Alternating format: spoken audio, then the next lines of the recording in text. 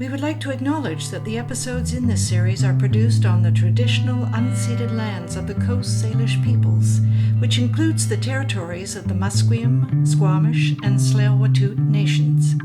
We thank them for allowing us to be their guests. Why did you write Pitfall? Yep. And as you were writing it, how did that change you? Did it change you? So mining is this thing that's everywhere around us, but it's invisible to most of us.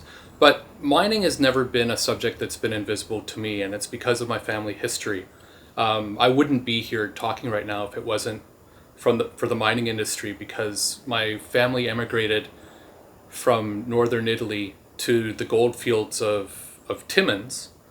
And most of my male relatives who didn't actually go into mines worked in spin-off industries from mining. So it was a huge gold mining center. So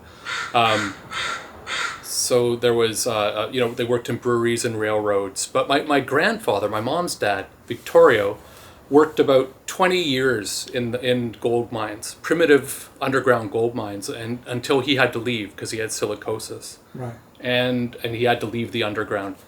And one of the things I was happiest about the book, and it underlies my interest, was when I went to Bolivia, I had the opportunity to go into an underground mine there that had identical working and health conditions to where my grandfather would have worked. And the young men that were all doing it would have been around his age, and they were covered with dust. Life expectancy of late 40s, which is just about right for my grandfather.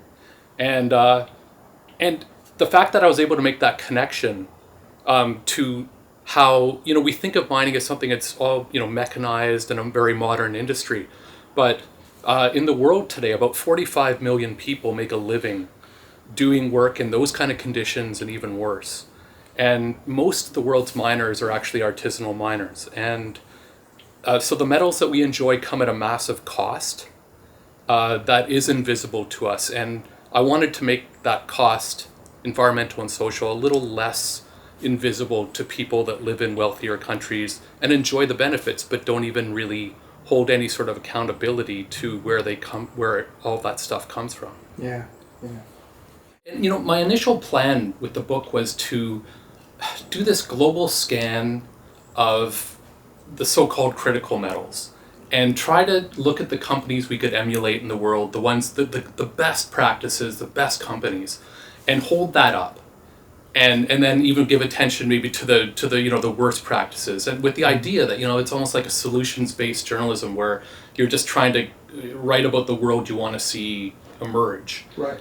But what I found very quickly is I had to change course, because a lot of the big mining companies will have huge portfolios of mines, and so what they do well in one place can be completely different in another continent, in another place, because every ore body on the planet Earth is different relationship with the people on the ground, different environmental reality, or some mines might be located in the headwaters of a big river system, and another one might not affect local water very much.